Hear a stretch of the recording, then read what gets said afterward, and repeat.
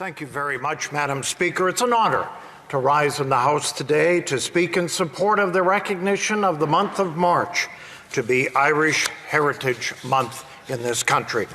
First of all, I want to thank the member from Etobicoke Lakeshore for bringing this important motion forward. The two of us have worked together for a long time on the Canada-Ireland Interparliamentary Group, and I know that this is an area that is very important to him, as well as many, many Canadians coast to coast. Irish Canadians, as we all know, have much to be proud of. In truth, they did a lot of heavy lifting in putting this massive country together and in building it into a great country that it is here today. Some Irish Canadians can trace their roots all the way back to the 17th century, when many Irish arrived in what was then New France. Some French Canadian and Acadian surnames are evolutions of Irish names that evolved due to the French influence. Irish immigration to this country continued throughout the 18th century as well, as New France and Newfoundland continued to grow as colonies. However, the main wave of Irish immigration came in the 19th century, which saw hundreds of thousands of Irish immigrants arrive on the shores of what is now Canada, many of them settling in the Maritimes and spreading throughout inland Canada. These immigrants would be crucial to the growth of major port cities like Halifax and St. John. They were a large part of the labor force in this country that constructed Rideau and Lachine canals. Today, the Canadian-Irish community is one of the largest ethnic in Canada. It has spread itself across this country, and according to the most recent census, Irish is the fourth largest ethnic group in the country, with more than 4.5 million Canadians claiming to be either full or partial Irish lineage. No matter what province you find yourself in, you can be sure that there is a thriving and proud Irish community there. For myself, as a member of Parliament from Saskatoon, I know that it's always a treat to visit the Irish Pavilion at the annual Saskatoon Folk Fest, which is put on every year by the Saskatoon Association for the promotion of Irish culture. The pride that the Irish presenters have in their heritage and the celebrations of heritage is certainly infectious, and they really truly represents a vibrant Irish Canadian community in our city of Saskatoon. In truth, Madam Speaker, there are a few communities that were as important to building Canada into the country as we have today as the Irish have.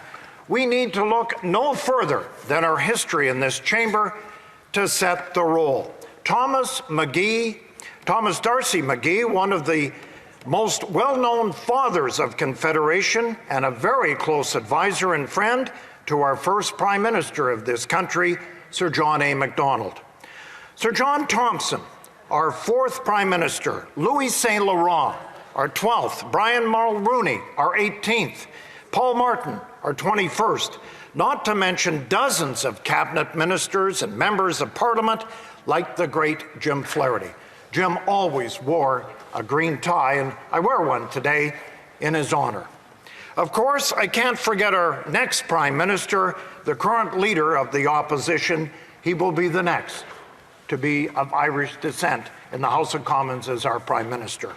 I would be remiss if I didn't take time to specifically mention Nellie McClung, one of the famous five who launched the Persons case, and perhaps the women of Irish descent who has had the greatest impact on Canada and women's rights in this country. McClung and other famous five, Henrietta Muir Edwards, Emily Murphy, Louise McKinney, and Irene Parlby, fought for women's rights all the way to the Judicial Committee of the British Privy Council.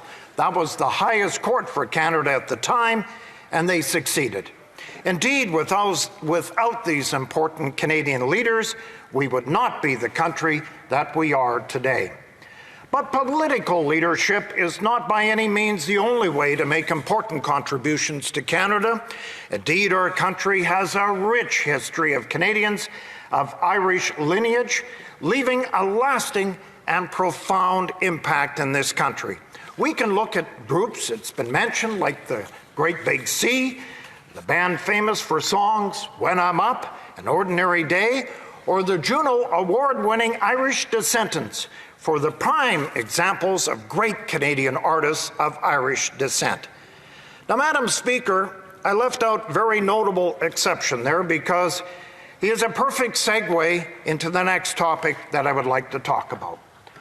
Stompin Tom Connors, the legendary Canadian singer-songwriter of Irish descent, famous for his songs about our beautiful country like Sudbury, Saturday Night, and Bud the Spud. His incredible work and contributions to Canadian culture earned him the Order of Canada in 1996, the Lifetime Artistic Achievement Award from the Governor-General's Performing Arts Awards, the honorary doctorates from a number of Canadian universities, multiple Juno Awards, and many other honors. He was truly one of the greatest artists in our history. And that brings me to my next point, Madam Speaker. Amongst all of his achievements and his incredible work, Stompin Tom may very well be best known for a song that is played worldwide. And for my money, as a former sportscaster, this, without question, was the greatest sport anthem in the world, the hockey song, the good old hockey game, as Stompin Tom would call it, is full of Canadian and heritage descent. I have it right here. It is our last day sitting in the House of Commons. I'm going to save this. I could sing it, but everybody knows. Our feet are stomping all the way. Hello out there, we're on the air. It's hockey night tonight. Tension grows, the whistle blows, and the puck goes down the ice. The goalie jump, and the players bump, and the fans all go insane. Someone roars, Bobby scores, and a good old hockey game. Oh, the good old hockey game is the best game you can name.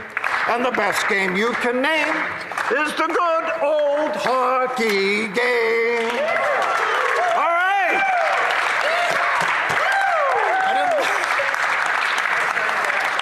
All right. You know, going further, Madam Speaker, the NHL legends that have performed on ice in this country, like Lester Patrick, Olin Nolan, King Clancy, Brendan Shanahan, Terry O'Reilly, and of course, Don Cherry. They all Irish descent. And of course, who could forget the big guy, Pat Quinn, beloved across the NHL as the Big Irishman, who received the Order of Canada in 2012 for his contributions to Canada. Not to mention some historians, as we go as far to suggest the origin of the Irish game known as the Big Hurley. What could be more important to building our country than that? And with this, all the talk of artists and athletes, let's not forget the legends of the Canadian stage, screen, and comedy that have made such a huge impact in the Irish ancestry. I think of This Hour Has 22 Minutes, Mary Walsh, the actress behind Marge Delahunty.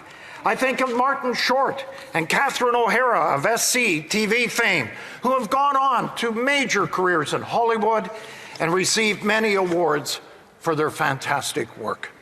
Madam Speaker, there are many more names that I could get into here today, many areas that I could sit and talk about. However, as I run out of time, I am confident that the names and some of the examples that I have talked about in today's speech will hit home with many in this country. Irish Canadian communities of this country can be proud of what they have accomplished in 152 years of this country. Madam Speaker, as it is our last speech on this side of the House, I want to wish you and your family Merry Christmas. I want to wish every member in the House of Commons Merry Christmas, Happy New Year, and a joyous holiday season. It has been particularly tough on every Canadian, and this place in particular since March 13th, when we left, and then we found out COVID-19.